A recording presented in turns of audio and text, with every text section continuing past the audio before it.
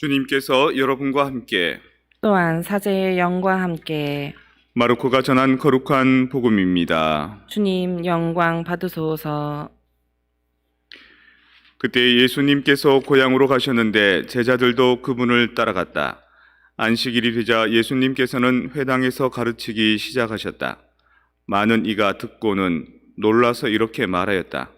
저 사람이 어디서 저 모든 것을 얻었을까? 저런 지혜를 어디서 받았을까? 그의 손에서 저런 기적들이 일어나다니 저 사람은 목수로서 마리아의 아들이며 야고보, 요새, 유다, 시몬과 형제간이 아닌가? 그의 누이들도 우리와 함께 여기에 살고 있지 않는가? 그러면서 그들은 그분을 못마땅하게 여겼다. 그러자 예수님께서 그들에게 이르셨다.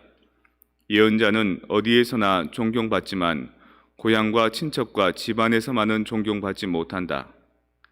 그리하여 예수님께서는 그곳에서 몇몇 병자에게 손을 얹어서 병을 고쳐주시는 것밖에는 아무런 기적도 일으킬 수 없었다. 그리고 그들이 믿지 않는 것에 놀라셨다.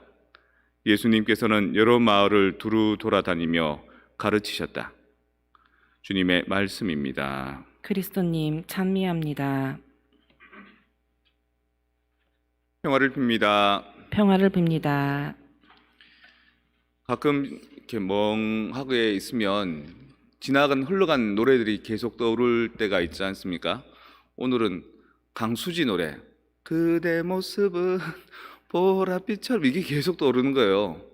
아침에 일어나서 떠오르고, 양치할 때도 떠오르고, 밥 먹을 때도 떠오르고, 하루 종일 이게 떠오르는데, 그 이유는 그때 고3 때였거든요. 92년도 그때 이제 강수지 앨범이 나왔는데 보랏빛 향기가 막 대히트를 쳤었어요. 그래서 우리 반 친구 중에 그거 이제 워크맨 그거 이렇게 귀에 꽂고 들으면 괜찮은데 그걸 꼭 틀어놔요, 스피커 쪽으로. 그래서 교실에서 계속 틀어놓고, 그게 지금 내 귓전에 남아가지고 계속 그렇습니다.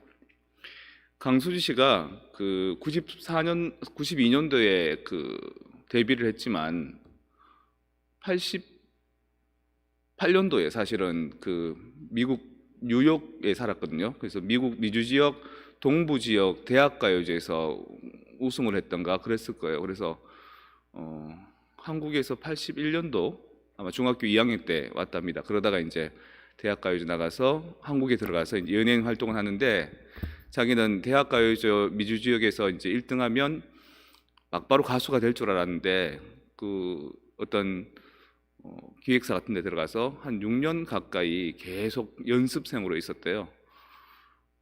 근데 그 기다리는 기간 동안 유명해지지 않아서 힘든 것도 있지만 더 힘든 거는 거기에서 이제 선배들이, 언니들이 그렇게 괴롭히더라는 거예요. 강수지가 약간 갸름하게 생기고 인물도 있고 노래도 곧잘하니까 노래를 못 불러서가 아니라, 실수를 해서가 아니라 그냥 막 야단 맞고 꾸지람 듣고 계속 견제를 받았다는 거예요.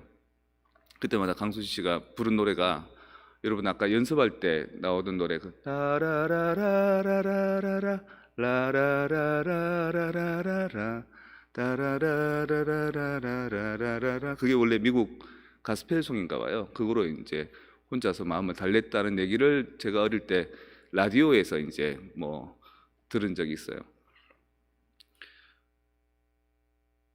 어릴 때는 다 실수하기 마련이죠. 또 여러분 전 청년들 때 뭐 야단 맞기가 일쑤입니다. 근데 가만히 보면 내가 실수하고 잘못해서 야단 맞는 것도 있지만 상당 부분 내가 잘했을 때 야단 맞는 경우가 더 많습니다.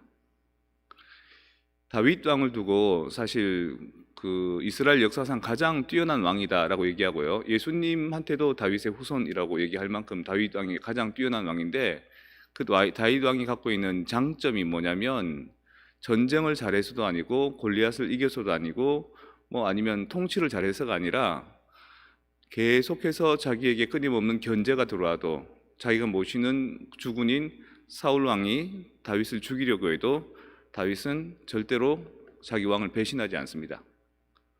끝까지 자기 왕에 대한 싫은 소리를 하지 않고 왕에 대한 충성심을 다 보입니다. 그렇기 때문에 다윗이 나중에 사울 이후에 왕이 되었을 때 사울 쪽 사람들도 다 끌어안습니다. 안 그랬으면 사울의 세력들인 사람들이 다윗이 왕이 되었을 때 반기를 들거나 협조하지 않았을 텐데, 다윗은 그 전 왕인 사울 왕을 끝까지 생각하고 끝까지 그 분에 대한 존경심을 잃지 않았기 때문에 사울의 부하들도 다윗이라면 사울 밑에 있었던 사람이라 하더라도 받아주겠지라고 생각하고 그 밑으로 갑니다. 그래서 그 덕분에 상당히 큰 부강한 왕국을 세웁니다. 다윗의 장점은 자기가 잘못해서 야단 맞는 것에 대해서뿐만 아니라 잘해도 야단 맞는 것에 대해서 겸허히 받아들일 수 있는 그런 그릇이 되었다는 거죠. 살아가면서 우리는 그 시기, 질시, 때로는 원인 없이 까닭 없이 다른 사람들로부터 미움을 받는 경우들이 많고요. 오늘 독서와 복음의 말씀도 그러한 맥락을 이루고 있습니다. 예수님께서 기적을 이루면은 기적을 이룬다고, 또 사람을 고쳐주면 고쳐준다고, 좋은 말을 하면 한다고, 도대체 저 사람이 저런 지혜를 어디서 얻었을까? 저 사람은 우리 동네에서 살았던 누구고, 그 형제들도 누구고, 부모는 누구고, 직업도 뭔데, 이렇게 생각하는 거죠.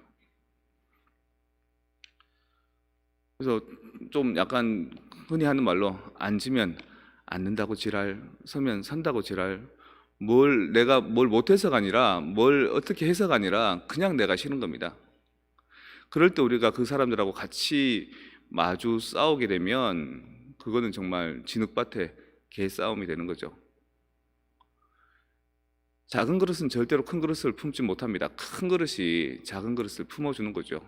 비록 내가 아랫 사람이라 하더라도, 비록 내가 그 사람보다 직급이 낮다 하더라도 그 사람의 말에 대해서 받아들여 줄 수 있는 그 수능, 그 사람의 공격성에 대해서 내가 완충할 수 있는 그 능력, 그것이 그 사람을 좀 더 그릇이 크게 만들어주고 나중에 되어서 그 사람의 진가를 발휘하게 해주는 겁니다.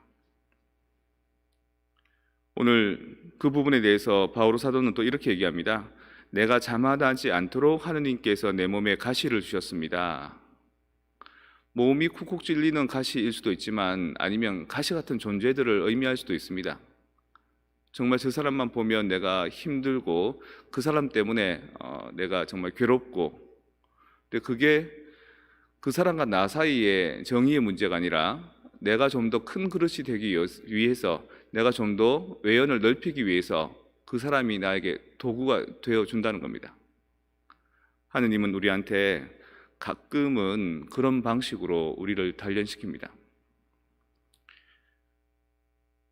대장간에 한번 어릴 적에 갔던 기억이 납니다. 그 시장, 엄마랑 시장 가면 시장의 끄트머리에 전통 대장간이 있는데, 그걸 이렇게 벌겋게 불이 달아오르는 그 아궁이가 있잖아요. 거기에다 쇠를 집어넣습니다. 그걸 꺼내면 그 쇠도 벌겋게 달아 있습니다. 그걸 또 칩니다. 치면은 그 쇠에서 쇠똥이 툭툭 떨어져 나갑니다. 불순물들이. 그리고 실컷 두드린 다음에 다시 그 차가운 물 속에 넣습니다. 칙 소리를 내면서. 또 그거를 또 불 속에 집어넣고 두드리고 찬물 속에 넣고 계속 그렇게 해야지만 그 쇠가 낫을 만들어도, 쟁기를 만들어도, 돌을 만들어도 부러지지 않는 겁니다. 우리가 살아가면서 우리의 삶이 가지는 장점들은 사실은 지나간 모든 아픔들을 통해서, 내가 잘했음에도 불구하고 나에 대해서 반대하는 사람들을 통해서 우리는 더 속이 차오르는지 모르겠습니다. 오늘 우리는 이 미사 중에 혹시 나와의 관계가 좀 껄끄러운 사람, 특별히 내가 잘못해서 껄끄러운 게 아니라 나는 잘못한 게 없는데도 이상하게 나에 대해서 싫어하는 사람들, 또 나에 대해서 해악을 끼치는 사람들에 대해서 다윗에게 사울 왕과 같은 존재이며, 또 예수님에게 다른 주변의 군중들과 같은 존재이며, 그리고 바오로 사도에게 가시와 같은 존재처럼 나를 좀 더 키워줄 수 있는 대상으로 받아들일 수 있는 그릇이 되어야 됩니다.